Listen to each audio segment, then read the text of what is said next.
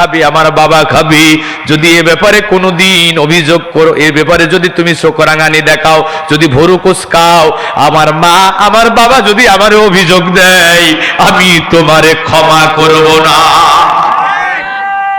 কারণ মা বাবা এমন দুইজন মানুষ, গায়ের চামড়া পাদুক কেটে পাদুকা বানায়া দিলেও মা বাবার ঋণ পরিশোধ করা যাবে না। ও সবাই নবাবগঞ্জবাসী একটু শোনো, আল্লাহ নবীর জলিলুল কদর সাহাবী আব্দুল্লাহ ইবনে ওমর, তিনি দ্বীনের ফকিহ আলেম ছিলেন। ইবনে ওমরের ছেলে আব্দুল্লাহ ইবনে ওমর, তিনি কাবা তওয়াফ করতেছেন। শহীদ আব্দুল্লাহ ইবনে ওমর রাজুলান ইয়ামানিয়া, একজন ইয়ামিনী যুবক, তিনি লক্ষ্য করে দেখলেন, আব্দুল্লাহ ইবনে ওমর লক্ষ্য করে দেখলেন একজন ইয়ামিনী যুবক ইয়াতুফুল বাইতা হামালা উম্মা, মারে কাঁধে নিয়ে কাবা তওয়াফ করতেছেন। মা তার পিঠের উপরে আছে, বৃদ্ধা মারে কাঁধে নিয়ে কাবা তওয়াফ করতেছেন। ওরা আজহারিহি, আব্দুল্লাহ ইবনে ওমরকে তিনি দেখতে পেলেন। সুম্মা ক্বালা ইয়া ইবনে ওমর, এরপরে যুবকটা ইবনে ওমরকে জিজ্ঞাসা করছেন, ও রাসূলের সাহাবী আব্দুল্লাহ ইবনে ওমর, আমার মা বৃদ্ধা হয়ে গেছে, আমার বাড়ি ইয়ামিনে, মায়ের মনের বড় শখ, সশরীরে কাবা তওয়াফ করবে। এখন তো প্লেনে করে কাবায় যাওয়া যায়, মক্কা মদিনায় যাওয়া যায়, ওই সময় কি প্লেন ছিল ভাই? তাই তো আমি আমার মাকে ইয়ামিন থেকে কাঁধে করে নিয়ে এসেছি। মারে কাঁধে নিয়ে মিনায় গেছি, মুজদালিফায় গেছি, আরাফার ময়দানে গেছি, হজের যাবতীয় কাজ আমি মারে কাঁধে নিয়ে সম্পন্ন করেছি। এখন বিদায়ী তওয়াফ করতেছি। ও আব্দুল্লাহ ইবনে ওমর, মা তো আমার কাঁধের উপরে আছে, তুমি দেখতে পাচ্ছ। আতুরানি জাযাইতুহা, ও ইবনে ওমর বলো তো, আমি কি আমার মার ঋণ পরিশোধ করতে পারছি নাকি? আব্দুল্লাহ ইবনে ওমর বললেন, ক্বালা লা, না না না, ওয়ালা বিযাফরাতু ওয়াহিদ, এখনো তোমার মায়ের এক ফোঁটা দুধের ঋণ পরিশোধ করতে পারো নাই। একটু জোরে বলা যাবে কি সুবহানাল্লাহ? তাহলে ভাইরা, আবার মা বাবার সাথে বিয়াদবি করা যাবে? মা বাবারে ধমক দিয়ে কথা বলা যাবে? চোখ রাঙানি দেখানো যাবে? মা বাবা যতদিন বেঁচে আছে কলিজা ভরে খেদমত করতে হবে। শোনেন, মা বাবা এমন দুইজন মানুষ, তারা যদি না বুঝো আপনাকে বদদোয়া করে, তাদের দোয়া আল্লাহ ফিরিয়ে দেবে না। আমি বুখারীর এই হাদিসটা পড়ে বিস্মিত হয়ে গেলাম। বলবো, বনি ইসরায়েলের একজন দরবেশ ছিল, তিনি মুস্তাজাবুদ দাওয়া ছিলেন, দোয়া করলেই কবুল হয়ে যেত। নাম ছিল তার জুরাইজ। কি নাম? বুখারীর হাদিস এটা। তার একটা ইবাদত গৃহ ছিল, সেখানে বসে বসে রাত দিন তিনি আল্লাহর ইবাদতে মশগুল থাকতেন। সুবহানাল্লাহ বলেন। তিনি একদিন সালাতে দাঁড়িয়েছেন, তার মা এসে দরজায় নক করছে, জুরাইজ, আমি তোর মা এসেছি, দরজা খোল। জুরাইজ নামাজে এত বেশি মজা পেতেছিলেন, জুরাইজ চিন্তা করে, আমার মা আমার নামাজ, আমার মা আমার নামাজ, কোনটা ছাড়ি কোনটা করি। জুরাইজ চিন্তা করলেন, নামাজ শেষ করব, তারপর মার ডাকে সাড়া দেব। মা চলে গেছেন। জুরাইজ নামাজ শেষ করে দরজা খুলে দেখে মা নাই। জুরাইজ আবার নামাজে দাঁড়িয়ে গেলেন। মা আবার এসে ডাক দেয়, জুরাইজ, আমি তোর মা এসেছি, দরজা খোল। ওই জুরাইজ নামাজে এত বেশি প্রশান্তি পেতেছিলেন। জুরাইজ বলে, আমার মা আমার নামাজ, আমার মা আমার নামাজ, কোনটা ছাড়ি কোনটা করি। জুরাইজ চিন্তা করলো, নামাজ শেষ করে মার ডাকে সাড়া দেব। জুরাইজ আবার নামাজ শেষ করে দরজা খুলে দেখে মা নাই।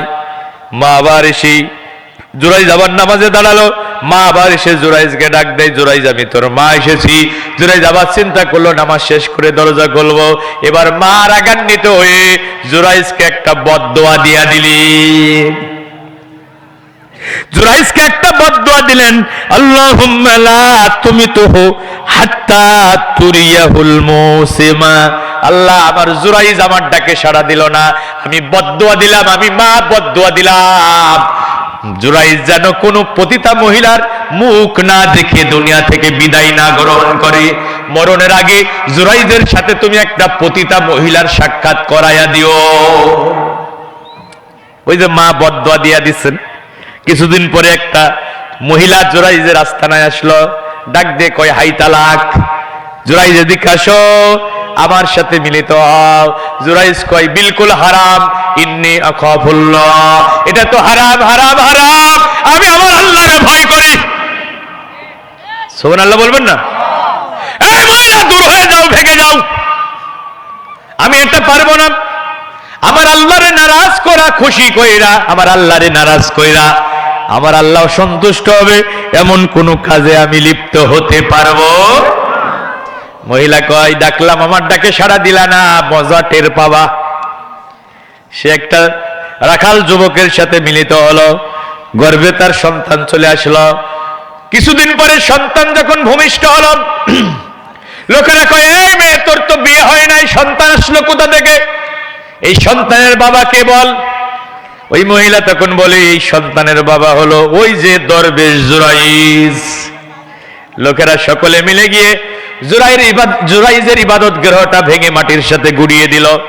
কেউ জুরাইজের থাপ্পড় মারে, কিল মারে, কলার ধরে টানতে টানতে নিয়ে আসে। তুমি এত বড় দরবেশ সুফি, তুমি লোকচক্ষুর অন্তরালে এমন ভণ্ডামি করেছো, এমন অকাম করেছো। জুরাইজ কয়, সমস্যাটা কি? কিছুই তো বুঝলাম না, তোমরা আমারে কেন মারো? কয়, কিছু বোঝো না, এই সন্তানের বাবা তো তুমি। জুরাইজ দেখে মেয়েটা সন্তান কোলে নিয়ে বসে আছে। জুরাইজের বুঝতে আর বাকি রইল না, ওই মহিলার ডাকে সাড়া দেয় নাই বলে মহিলা আমারে ফাঁসাইছে। জুরাইজ বলল, ভাইরা আমার, তোমাদের বিচারে যে রায় হয় সেই রায় তোমরা দিও, কিন্তু বিচার করার আগে আমারে 2 রাকাত সালাত আদায় করার সুযোগ দিও। জুরাইজ নামাজে দাঁড়িয়ে গেলেন, সেজদায় পড়ে কাঁদতেছেন, রব্বুল আমিন, দুনিয়ার কোনো মানুষ না জানুক, তুমি তো জানো এই অপরাধের সাথে আমার কোনো সম্পর্ক নাই। আল্লাহ, আমারে বেইজ্জতি করো না, আমারে লাঞ্ছিত করো না। আল্লাহ কই, জুরাইজ মাথা উঁচু কর, মাথা উঁচু কর। ওই কোলের সন্তানকে গিয়ে জিজ্ঞাসা কর, এই সন্তান তোর বাবাকে? ওই কোলের সন্তান দুধের বাচ্চা বলে দেবি তার বাবার পরিচয়। একটু জোরে বলা যাবে কি সুবহানাল্লাহ? জুরাইজ ওই মেয়েটার সামনে গিয়ে দাঁড়ালো। কিছুক্ষণ আগে, 2 ঘন্টা 3 ঘন্টা আগে যে বাচ্চাটা ভূমিষ্ঠ হয়েছে, ওই দুধের বাচ্চাকে ডাক দিয়ে জুরাইজ ধমক দিয়ে বলে, এই বাচ্চা জলদি করে বল তোর বাবাকে। ওই দুধের বাচ্চা বাবার পরিচয় বলে দিল, অমুক রাখাল আমার বাবা। আর একবার বলুন সুবহানাল্লাহ। লোকেরা রাখালকে ধরে আনলো, এই রাখাল বল, এই সন্তানের বাবাকে? তুই কি মহিলার সাথে মিলিত হয়েছিস? রাখাল কয়, হ্যাঁ হয়েছিলাম। লোকেরা কয়, মহিলাকে কয়, কেন জুরাইজের নাম বললি? কই, একদিন তার সাথে অভিসরে মিলিত হতে চেয়েছিলাম, কিন্তু আমার ডাকে সাড়া দেয় নাই, তাই জিদ উঠেছিল মজা দেখাবো, কিন্তু পারলাম না। হাদিস শরীফের ভিতরে এসেছে, লোকেরা জুরাইজের কাছে ক্ষমা চাইল, স্বর্ণ আর রূপ্য দিয়ে তার ইবাদত গৃহটা তৈরি করে দিল। এই হাদিসের ব্যাখ্যায় আমরা যেটা শিখলাম, মা বাবা যদি ভুল করে বদদোয়া করে, আল্লাহ মা বাবার বদদোয়া ফিরাইয়া দেয় না। ভাইরা আমার, সাবধান, 2টি অপরাধের শাস্তি আল্লাহ আপনাকে দুনিয়াতে দেবেন। কয়টা? একটু জোরে বলেন, কয়টা? 2টা অপরাধের শাস্তি আল্লাহ আপনাকে দুনিয়াতেই দেবেন, আখিরাতের জন্য অপেক্ষা করবেন না। বাবানি মুআজ্জালানি উকুবাতুহুমা ফিদ দুনিয়া, দুনিয়ায় থাকতেই 2টা অপরাধের শাস্তি আল্লাহ আপনাকে দেবেন। একটা হলো আল উকুক, মা বাবার সাথে নাফরমানি করেছো, মা বাবার সাথে বেয়াদবি করেছো, মা বাবার মনে কষ্ট দিয়েছো, দুনিয়াতে আল্লাহ তোমাকে শাস্তি না দিয়ে মরতে দেবে না। আর একটা হলো আল বাগিউ, জুলুম, জুলুম করেছো মানুষের উপরে, এই জুলুমের শাস্তি আল্লাহ তোমাকে দুনিয়াতেই দেবে। আল্লাহর নবী এর জন্য বলছেন, দাওয়াতুল মাজলুম মুস্তাজাবা, মাজলুমের বদদোয়া আল্লাহ ফিরিয়ে দেয় না। ওয়াইন কানা কাফির, মাজলুম যদি কাফের হয় তার বদদোয়া আল্লাহ ফিরিয়ে দেয় না। আর মাজলুম যদি হয় বিশ্বনন্দিত কোরআনের মুফাসসির, মাজলুম যদি হয় মসজিদের ইমাম, মাজলুম যদি হয় কোরআনের আলেম, শুধু ইসলামী আন্দোলন করার অপরাধে, শুধু আল্লাহর জমিনে আল্লাহর কোরআনের রাজ কায়েমের স্বপ্ন দেখার কারণে বিশ্বনন্দিত মুফাসসিরকে 13 বছর জেলখানায় বন্দী করে রেখেছো, ধর্ষক বানিয়েছো, লুণ্ঠনকারী বানিয়েছো, মানবতা বিরোধী অপরাধী তাকে বানিয়েছো, ভারতের প্রেসক্রিপশনে চিকিৎসার নামে প্রহসন করে হত্যা করেছো। ওই মাজলুম কোরআনের আলেম কত রাত যাই নামাজে চোখের পানি ছেড়ে অশ্রু সিক্ত হয়েছে, রবের কদমে ধর্ণা দিয়েছে। ওই মাজলুমদের চোখের পানি লেনে ফেরাউন আর তার দুষ্ট শব্দের ক্ষমতার মসনদে বিষাক্ত তীর হিসেবে আঘাত ফেলেছে, তাদের প্রত্যেকটা অস্ত্র লাভ করে দিয়েছে, ভারতে পালিয়ে যেতে বাধ্য হয়েছে।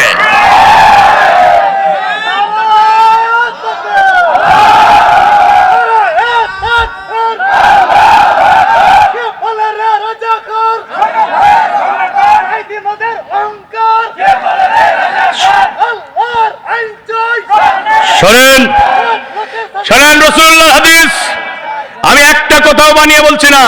রাসূলুল্লাহর হাদিস, ইত্তাকি দাওয়াতুল মাজলুম। রাসূল বলেছেন মাজলুমের বদদুয়াকে ভয় করো, মাজলুমের বদদুয়াকে ভয় করো। ফাইন্নাহা লাইসা বাইনাহা ওয়া বাইনাল্লাহিল হিজাব। মাজলুমের বদদুয়া আর আল্লাহর মধ্যে কোনো হিজাব থাকে না। একজন মানুষের উপরে জুলুম করেছো ক্ষমতার দাপটে, সে পাল্টা প্রতিশোধ দিতে পারে নাই, বিচারটা দিয়েছে কার আদালতে? আল্লাহ বলেন মাজলুম যখন বদদুয়া করে, ইয়ারফাহু আল্লাহ ফাওকাল গামাম, আমি ওই বদদুয়াকে ধরি মেঘমালার উপরে রেখে দিই, ইয়াফতাহু লাহা আবওয়াবাস সামাই ওয়া ইয়াকুলু রাব্বু ওয়া ইজ্জতি। আমি মেঘমালার উপরে রেখে দিই আর বলি আমার ইজ্জতের কসম, মাজলুম যখন বদদুয়া দিয়েছে আমি এটাকে ফিরিয়ে দেব না। ওয়ালাউ আনসুরনাকা লা আনসুরান্নাকা ওয়ালাউ বাদা হিন। আমি এই বদদুয়াকে সাহায্য করব, আমি এটাকে দুর্বল হতে দেব না।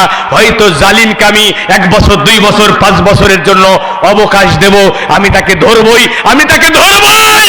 আমি তার মায়ের কোলে বসে থাকলো তাকে ধরবই। এই জুলুমের বিচার না করে আমি তার মৃত্যু দেব না। তাহলে দুটি অপরাধ করা যাবে, জুলুম, মা বাবার নাফরমানি। বলবেন হুজুর আমার তো মাও নাই বাবাও নাই, দুইটারে হারাইয়া ফেলছি, এখন আমি করব কি? করণীয় আছে না? রাসূলুল্লাহ বলছেন তোমার মার জন্য দোয়া করবা, তোমার বাবার জন্য বেশি বেশি দোয়া করবা। দোয়া শিখিয়েছে কে? দোয়া আছে না? ওয়াকুর রাব্বিরহামহুমা কামা রাব্বায়ানি সগীরা। প্রতি সালাতের পরে এই দোয়াটা আপনারা করবেন।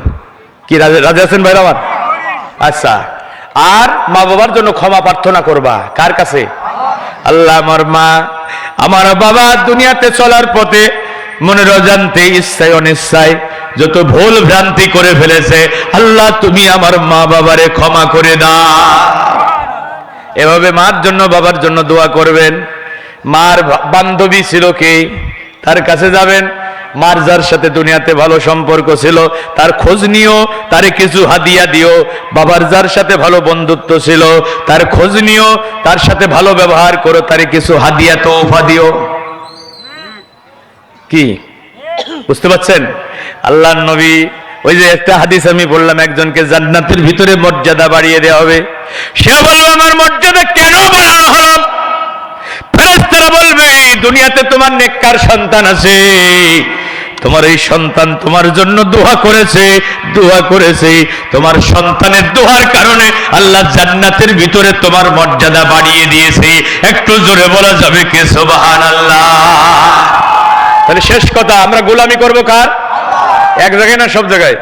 তাহলে ফজর ছাড়বো, জোহর কি সালাত ছাড়া যাবে? ঘুষ খাওয়া যাবে? ওজনে কম দেওয়া যাবে? প্রতিবেশীর সাথে খারাপ ব্যবহার করা যাবে? তাহলে সব জায়গায় গোলামি কার? আল্লাহ যা বলেছে করব, যা নিষেধ করেছে সেটা থেকে বিরত থাকবো। বাড়িতে মা বাবা থাকলে কলিজা ভরে মা বাবার খেদমত করব ইনশাআল্লাহ। আল্লাহর কোনো কাজে বাধা সৃষ্টি করবেন? যদি সহযোগিতা করতে না পারেন তাও যেন বাধা দিয়েন না। তাও যেন বাধা দেন। আমি পা দুইটা জড়িয়ে ধরে বলছি, সাধারণ অপরাধীদের ক্ষমা হতে পারে, কিন্তু বিদ্রোহী অপরাধীদের ক্ষমা হবে। আপনি নামাজ পড়েন নাই, ভাই নামাজে গেলেন না যে, ভাই আমার জন্য দোয়া করেন আমি যেন নামাজে হতে পারি। আপনি তওবা করলে আল্লাহ ক্ষমা করে দেবে, আপনাকে মাফ করে দেবে। আপনার আল্লাহ এই যে নামাজের প্রতি ভক্তি শ্রদ্ধা ভালোবাসা থাকার কারণে আল্লাহ আপনাকে ক্ষমা করে দিতে পারে, কিন্তু নামাজের পথে যদি বাধা সৃষ্টি করেন, ক্ষমা নাই। আপনি ইসলাম থেকে খারেজ হয়ে যাবেন, কাফের হয়ে যাবেন। অনুরূপভাবে আল্লাহর এই জমিন চলবে কার আইনে? জোরে বলেন, আল্লাহর আইনে চলবে। আপনি প্রতিষ্ঠার জন্য হয়তো চেষ্টা করতে পারেন নাই, কিন্তু বিরোধিতা করেন না। বিরোধিতা করলে কোনো ক্ষমা হবে না, বরং চেষ্টা করাটাই ফরজ। চেষ্টা করা কি ফরজ। আল্লাহ আমাদেরকে আল্লাহর গোলাম হিসাবে কবুল করুন। জোরে বলেন, আল্লাহ আমাদের গোলাম হিসাবে কবুল করুন। কার গোলাম? এক জায়গায় না সব জায়গায়? আংশিক না পূর্ণাঙ্গ? মা বাবার সাথে বিয়াদবি করব না ইহসান করব? সর্বোত্তম ব্যবহার করব। আল্লাহ আমাদের তৌফিক দান করুন। আগামীকাল এই মাঠে কথা বলবেন আল কোরআনের গবেষক, অত্যন্ত নন্দিত আলেমে দ্বীন, আমাদের খুব কাছের মানুষ, শাইখ মাওলানা জামাল উদ্দিন, চমৎকার তাফসির করেন। এবং সাথে থাকবেন অধ্যাপক মাওলানা তৈয়বুর রহমান। আপনারা ভাবছেন হয়তো আপনাদের এই এলাকার তৈয়বুর রহমান নাকি? মাওলানা তৈয়বুর রহমানই আসবেন। আপনারা খুশি না বেজার? দুই সিংহ একই মঞ্চে একই দিন, এজন্য সকাল সকাল চলে আসবেন। ভাই তো যেহেতু বিশেষ বক্তা, আর মামারা সিদ্ধান্ত নিয়েছে যে 10টার ভিতরে প্রধান বক্তা মঞ্চে উঠাবেন। এখন তো তাফসির মাহফিলগুলো একেবারে প্রাণ শূন্য হয়ে গেছে, কালেকশন করতে করতে রাত, সেদিন আমাকে এখানে দিল কত, রাত 12টায়। এত রাতে কি ওয়াজ শোনাবে মানুষ? তা আলহামদুলিল্লাহ আমার মামারা চমৎকার সিদ্ধান্ত নিয়েছেন যে 10টার ভিতরে প্রধান মুফাসসিরকে তারা মঞ্চে নিয়ে আসবেন, যাতে লোকেরা একটু প্রাণ ভরে কোরআন শুনতে পারে। এই জন্য আপনাদেরকে একটু সহযোগিতা করতে হবে। আপনারা একটু সকাল সকাল আসবেন। আপনারা যারা এসেছেন আপনারা তো আসবেনই, আপনাদের ভাইদেরকে একটু দাওয়াতি কাজ করে সাথে নিয়ে আসবেন ইনশাআল্লাহ। আগামীকালও আসবেন, পরশু আসবেন। আল্লাহ আগামী 2 দিনের মাহফিলকে কবুল করুন। হ্যাঁ, আমরা এখন হাত উঠাবো কার কাছে? আল্লাহর কাছে হাত উঠাবো, কলিজা ভরে দোয়া করবো। ভাই আল্লাহ, ওই যে তৈবুর ভাই কাল গান শোনাবে না, আমি তো শিল্পী না, আমার কাছে শুনবেন? আল্লাহ, আমি তো ভালো সঙ্গীত পারি না। আল্লাহ